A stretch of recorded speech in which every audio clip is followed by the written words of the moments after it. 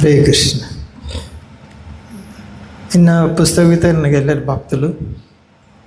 రాత్రి అందరితో ఫోన్ చేశాను. కొంతమంది కలవలేదు, కొంతమంది కలిసింది.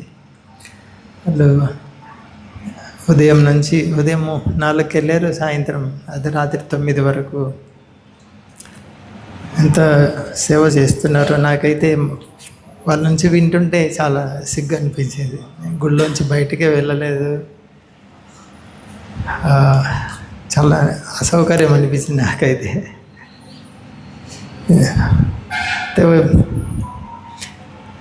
ఇటువంటి ఐక్యత కలిపురుషుడు ఇస్కాన్ని పెద్ద శత్రువుగా చూస్తుంటాడు. ఎలా సంకీర్తన పాడు చేయాలి అనేది కలిపురుషుడు లక్ష్యం ఉంటుంది. సో అంటే ఇప్పుడు నేను చెప్పబోయేది అందరికి అర్థం కాకపోవచ్చు, కొంతమందికి అర్థం అవుతూ ఉంటుంది. ఇది ఒక వ్యక్తి కాదు, ఒక వర్గము కాదు చేసేది. కలిపురుషుడు సంకీర్తనను ఎలా ఆపాలి, ఎలా దెబ్బతీయాలి, మరి కలిపురుషుని ఎదుర్కోవాలంటే ఏం చేయాలి? సంకీర్తన బలంగా చేయాలి. సంకీర్తనలో సమ్యక్ అంటే పూర్తిగా అందరు కలవాలి. మనస వాచ కర్మన అనేది సమ్యక్ అంటే. ఇంకా కొంచెం కలిపురుషుడు ఈ కోణంలో చూస్తే సమ్యక్ అంటే ప్రతి భక్తుడు ప్రతి భక్తురాలు ఒకరి మనసు ఒకరి కలవాలి. కలిస్తే సంకీర్తన బలంగా తయారవుతుంది. ఇప్పుడు అటువంటి సమయం ఆసన్నమైంది. ఇన్ని రోజులు ఏందో ప్లే స్కూల్ లాగా ఆడుతూ పాడుతూ ఉన్నాము. కాదు, ఇప్పుడు కొంచెం పైకి వెళ్ళాలి. ప్లే స్కూల్ అయిపోయింది. ఇంకా కలిపురుషుడు వచ్చి నిలబడ్డాడు. ఇప్పుడు చూసుకోండి, ఇస్కాన్ వల్ల మనం ఏం పొందాము. ఈ ఇస్కాన్ పాడు చేయడానికి కలిపురుషుడు ఏ రూపాల్లో ఎలా ప్రయత్నం చేస్తున్నాడు. మరి మనందరం సంఘటితం అంటే ఐక్యంగా ఉండాలి, మనసులో కలవాలి.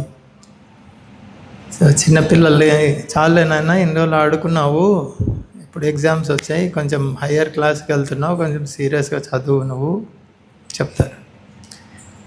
కాబట్టి ఇన్ని రోజులు ప్లే స్కూలు అంతా అయిపోయింది. టాటా బాయ్ బాయ్ చెప్పండి.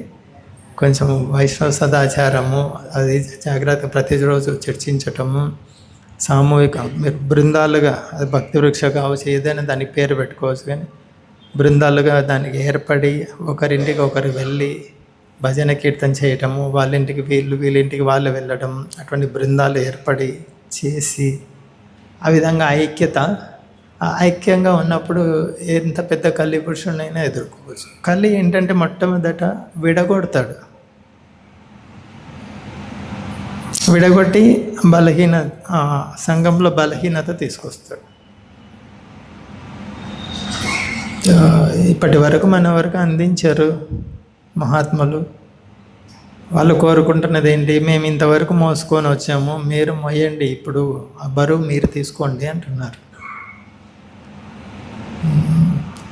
అది మనం సిద్ధం కావాలి. ఎలా సిద్ధం కావాలి? సంఘటితం కావాలి, ఐక్యంగా ఉండాలి. చిన్నప్పటి నుంచి చదువుకుంటూనే ఉన్నాం, ఐకమత్యమే మహాబలం. Unity is the force. Unity, purity అని, పవిత్రతే శక్తి. పవిత్రత ఐక్యత దగ్గర సంబంధం ఉంది. మనం హృదయము మనసు ఎంత పవిత్రంగా ఉంటుందో అంత మంచి సంబంధాలు ఉంటాయి, ఐక్యత ఉంటుంది. కాబట్టి చక్కగా సాధన చేయాలి. ఉపదేశామృతంలో ఉంది కదా, దదాతి ప్రతిగృహ్ణాతి, దాన్ని ఇప్పుడు ఎక్కువ వృద్ధి చేయాల్సి ఉంటుంది. లేకుంటే ఇంత మంచి సంఘం సమాజం క్రమక్రమంగా పాడవుతుంది, క్రమక్రమంగా బలహీనం అవుతుంది. ఒక్కసారిగా అవ్వదు, క్రమక్రమంగా బలహీనం అవుతుంది. ఇది అందరికీ అభ్యర్థన అనేది. గొళ్ళో భక్తులకి, గృహస్థ భక్తులకి, అందరికీ అభ్యర్థన ఇది. ఇప్పటి వరకు ఆడింది అంతా కూడా అదే ఆపేసి ఇప్పుడు కొంచెం సీరియస్గా స్టడీస్ అనుకోండి, చాలా సావధానంగా చేయాలి. ఎలా చేయాలి, నేనున్న పరిధిలో నేనేం చేయాలి, ఇతరులతో నేను ఎలా కలిసి చేయాలి, ఇప్పుడు ఇది ఆలోచించకుంటే, ఇప్పుడు ఈ స్టెప్ మార్చుకోకుంటే ఇంకా నేను ప్లే స్కూల్లో లాగానే ఉంటాను అంటే క్రమక్రమంగా ఇస్కాన్ బలహీనం అవుతుంది, కలిపురుషుడి ఆట సాగుతుంది. ఇది ఒక్కరి అనేది కాదు, ఒక వర్గము కాదు, ఒక వ్యక్తి కాదు. అమాయకుల్ని ట్రాప్ చేసుకుంటుంటాడు కలిపురుషుడు, తన వలలో వేసుకుంటుంటాడు. ఇంత అవగాహన ఉన్న భక్తులు దీన్ని అర్థం చేసుకోండి, తీవ్రంగా చింతన చేయండి, ఆలోచించండి. ఎలా ఈ ఐక్యతను పెంచాలి, పవిత్రత ఎలా పెంచాలి, రెండు జాగ్రత్తగా చూసుకుంటే కలిపురుషుడు ఏమీ చేయలేడు. ఈ ఉద్యమాన్ని ముందుకు తీసుకెళ్ళచ్చు అన్నమాట. నిన్న అందరితో మాట్లాడుతుంటే సేవ చేశారు, చాలా చక్కగా సేవ చేశారు, ఒక పోరాట స్ఫూర్తితో చేశారు అని. అది కొనసాగాలి, ఒక్కరోజు 2 రోజులు కాదు, అది అనుక్షణం కొనసాగాలి. లేదంటే ఇంత మంచి సంస్థ, అమాయకులు ఎంతోమంది బలి అవుతున్నారు కలిపురుషుడికి. దాని నుంచి రక్షించబడ్డాం, మనం రక్షించబడ్డాం. అయితే మనం రక్షించబడ్డాము, కానీ కలిపురుషుడు మనల్ని కూడా దెబ్బతీసే అవకాశం ఉంది. ఇది ఇంగ్లీష్లో ఏం చెప్తారు, attack is the, English medium ఎవరో చదువుకున్నారు ఇక్కడ, అటాక్ ఈజ్ ద, మీరు ఉండండి లక్షలు పెట్టి English. Attack is the best defence. తెలుగులో ఏమంటారు, attack is the best defence, రక్షణ. దాడియే ఉత్తమ రక్షణ. వాళ్ళు వచ్చి దాడి చేసినప్పుడు చూసుకుంటాను కాదు, వాళ్ళు దాడి చేయకముందే వాళ్ళ మీద దాడి చేస్తే మనం సురక్షితంగా ఉంటాం.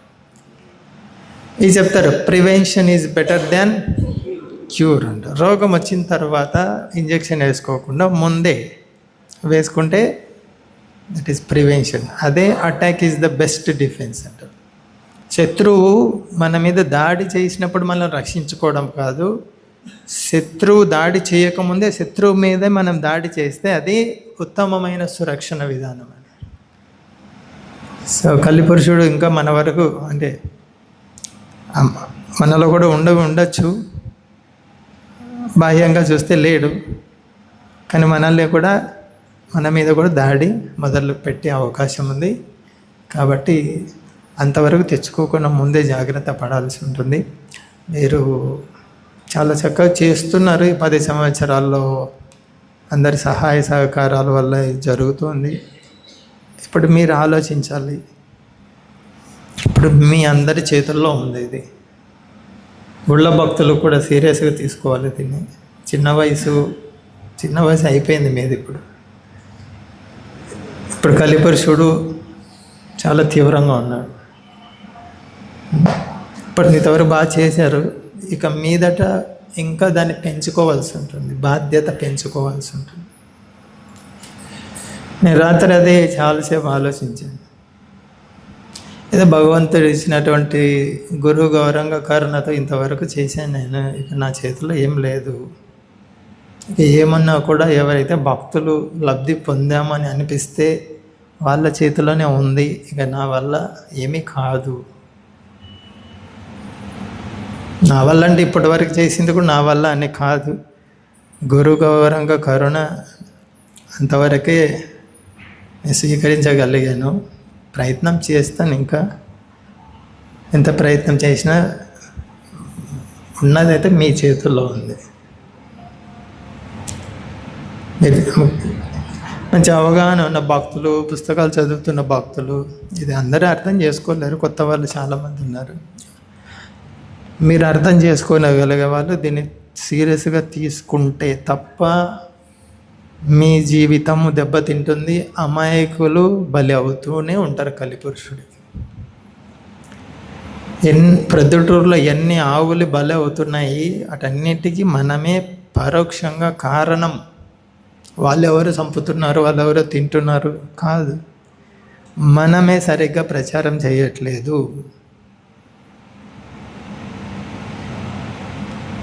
ఎవరో మీ ఇంటి పక్కన తాగి గొడవ పడుతున్నారు, భార్యను కొడుతున్నాడు, వాళ్ళు తాగి వచ్చారు కదా, మనం సరిగా ప్రచారం చేయలేదు, అందువల్ల మన ఇంటి పక్కన అది జరుగుతుంది. మన ఎదురింట్లో ఏదో మాంసం తింటున్నారు, మందు తాగుతున్నారు, వాళ్ళు మందు తాగుతున్నారు, మాంసం తింటున్నారు, మనం సరిగా ప్రచారం చేయట్లేదు కాబట్టి వాళ్ళు. ఒకప్పుడు మనం ఎలా ఉన్నాము, మనకి ఎవరో చేశారు కాబట్టి మారాం కదా, అలాగే మనం సరిగ్గా చేయట్లేదు కాబట్టి వాళ్ళు మారలేదు. ఇది వాస్తవం. ఇది మన మీద దోషం ఉంది. బయట ఇన్ని అరాచకాలు జరుగుతున్నాయి అంటే ఏంటి, తప్పు మనది ఉంది, చేయవలసినంత చేయట్లేదు, ఎవరెవరు ఎక్కడెక్కడ ఎంత చేయాలో అంత చేయట్లేదు. ఇక మీదటన్నా చాలా బాధ్యతాయుతంగా ప్రవర్తించవలసినటువంటి సమయం ఇప్పుడు దగ్గర వచ్చేసింది. వచ్చి గడపలో కూర్చొని ఉంది అన్నమాట, వాకిట్లో. అటువంటి సమయం ఇది. సో మన గురువులు ఇంతవరకు వాళ్ళు ఎంత శ్రమకు వచ్చారు, ఎంత చిన్న వయసు నుంచి ఈ సంస్థను వాళ్ళ భుజాల మీద వేసుకొని వచ్చి ఇంతవరకు తీసుకొని వచ్చారు. అయితే వాళ్ళ కరుణ వల్ల వాళ్ళ కరుణ వల్ల బాగా చేయగలం. అయితే వాళ్ళు ఎలా కలిసి చేశారో అలా చేస్తే చేయగలం, లేదంటే అవ్వదు. హరే కృష్ణ హరే కృష్ణ కృష్ణ హరే రామ్ హరే రామ్ రామ్ రామ. ఈరోజు ఏకాదశి. 7:40కి భాగవతం ఉంటుంది, 8 నుంచి కీర్తన ఉంటుంది. చాలా నెలలు అయినట్లుంది 12 గంటల కీర్తన జరిగి. ఈరోజైనా ప్రయత్నం చేయాలి 12 గంటల కీర్తనకి. గుళ్ళో భక్తులందరూ, మీకు కూడా ఎవరెవరికి అవకాశం ఉంటే వాళ్ళందరూ పేర్లు ఇస్తే దాన్ని బట్టి సమయము విభజన ఎలా చేయాలి. లేదంటే 12 వరకైనా కూర్చోండి, 11:30 12 వరకు. ఎవరైనా ఉండగలము అనిపిస్తే పేర్లు రాయండి, మీకు ఏకాదశి ప్రసాదం కూడా ఏర్పాటు చేస్తారు. పేరు రాస్తే మేము ఉండగలము కీర్తనలో ఈ సమయం నుంచి ఈ సమయం కానీ అంటే మీకు ప్రసాదం ఏర్పాటు చేస్తారు. పుస్తకం పెడతారు, అక్కడ మీ పేరు సమయం రాయండి, ఏ సమయం నుంచి ఏ సమయం వరకు ఉంటారు. 8 నుంచి 10 వరకు అందరూ ప్రయత్నం చేయండి. ఏకాదశి రోజు మాధవ తిథి, మాధవుడికి చాలా ప్రియమైన రోజు ఏకాదశి. ఎలాగూ ప్రసాదం వితరణ ఉండదు కనుక ఈరోజు ప్రసాద వితరణ ఉంటే 10 వరకు ఉంటారు, దాదాపు 9:40 10 వరకు. ప్రసాద వితరణ ఉండదు కనుక ఈరోజు అయితే మధ్యాహ్నం ఉంటుంది. ఇప్పుడు ఎవరైతే పేరు రాస్తారో కీర్తనలో పాల్గొనగలం. నిన్న కూడా సేవ చేశారు కొంతమంది, సాయంకాలం ప్రసాదం తీసుకోలేదో మరి గుడి నుంచి అందివ్వలేకపోయామో ఏదో మొత్తానికి. మీరు కూడా ప్రసాదం, నిన్న సేవ చేసిన వాళ్ళందరూ కూడా ప్రసాదం తీసుకోండి. అయితే పేరు రాస్తే వంట చేసే భక్తులకు ఇబ్బంది లేకుండా ఉంటుంది. అది